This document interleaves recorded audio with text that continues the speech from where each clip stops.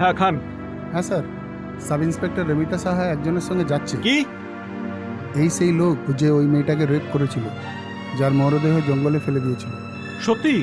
ও কি একাই গেছে? স্যার দেখে তো এই লাগছে।